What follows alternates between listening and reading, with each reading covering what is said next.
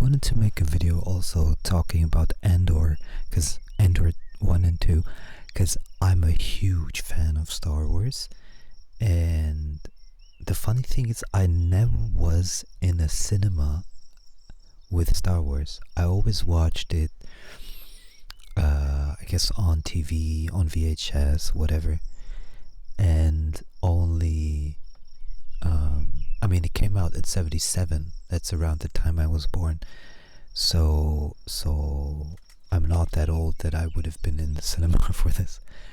But Andor, to me, I just absolutely love it, and I have I really like the Mandalorian as well. And I was also a huge Game of Thrones fan. That's something that I watched as well. And I watched, and I liked a lot the Last of Us. I really liked the last season of Last of Us. Was really good. And the Andor was, to me, especially in the second season, when I found out that I just actually found out very late that there was a second season, and I was like, yes. And so when I watched the second one, I felt, because they switched, I think, 3 directors, the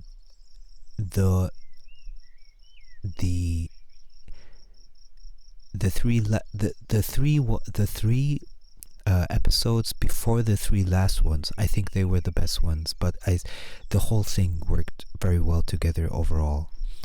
And you could literally sense the switch of the directors. Like, you could sense the change in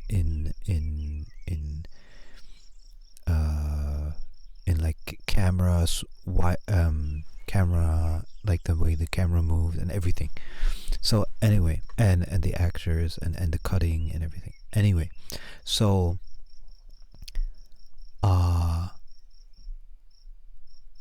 there were scenes which were a little bit woke. Okay, we know that they were in there, but it was kept to a minimum. And I think, you know what made Andor so special, in my view, which was very much aligned with what George Lucas did in the beginning, is the actors, to me, just like in Rogue One, but here it was even better, the actors were not polished. And I think that is what makes it interesting. So whether you had the ISB people, or it's super interesting how they kept them non-polished and kept them raw. And I think that's what the writer and the producer and all, I think that's what they wanted to go with, an adult raw version of Star Wars. And I think that made it feel authentic, and the writing was, of course, fantastic. It was, overall, I just really, really loved it. And when in the end I found out that they crammed I was so much looking forward to an Andor 3, and when I found out that they compressed all of it into like one series, I forget the English names. Oh, the Spaniards are leaving now. Fantastic. So I'll be alone here again, finally. I'll bet you 100% I will leave the car now and see lots of garbage. I'm already seeing some garbage. I'm gonna pick it up. Horrible. I when I was younger, I loved Spaniards. Now not so much anymore. I see plastic balls lying around. I see here a tennis ball lying around. They left a lot of garbage. And they also did fire here, which they're not supposed to do, especially not in May, going to June, where things are becoming dry. Anyway, so Andor 2, absolutely amazing. And I think it was really gut-wrenching to learn that didn't realize this when I watched Rogue One, that Cassie, as he dies in Rogue One, that he had the child with Bix, and that was that was a hard that was really hard to digest. It was emotional.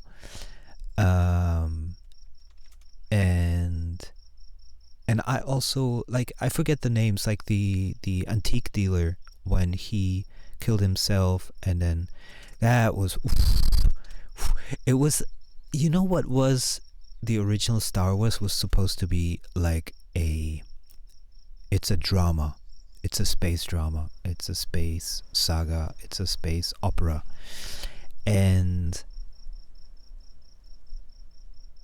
this felt like an evolution of what a space drama opera kind of is, whereas all the other Star Wars were more like the child Disney versions of what sells merchandise. And I think here, there was no mission to sell merchandise with Andor. That was obvious, and that made it so special, in my view. They literally removed all gimmicks, you could say. So that's kind of like the mature Star Wars. And to me, given how everything, the society is becoming more raw, and it's becoming like less hidden information is, you know, being people, their consciousness change. It's not the same naive energy when in the 70s. And Star Wars 1 or the 77 Star Wars was naive. You can see it in the eyes of the actors, in the writing. And Andor was not naive anymore. It was raw, emotional. And you know what my absolute favorite scene is of all of the scenes is, sorry if I forget the names of the actors. I'm not in the series. I'm really not good at that stuff. But the woman that works in the ISB, the main character, kind of in the ISB, when her lover, the accountant kind of guy, when he finds out what's going on, that there is a secret being kept,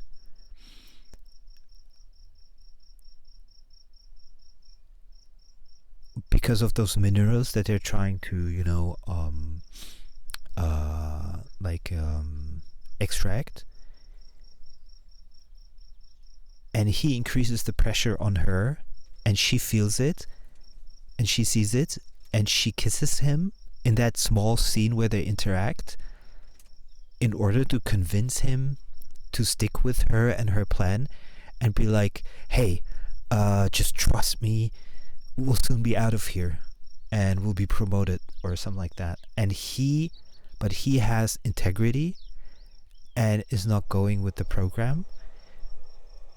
That scene is my absolute most favorite in Andor 2. I think I almost need to rewatch it. It's so good acting. It's absolutely insane. I would even go so far to say that she held up most of it, because, and you know why? Because you always feel, you could sense, especially in the end, you could sense, like, is she gonna switch over to the other side, because she sees like how horrible everything is, and how she's being betrayed.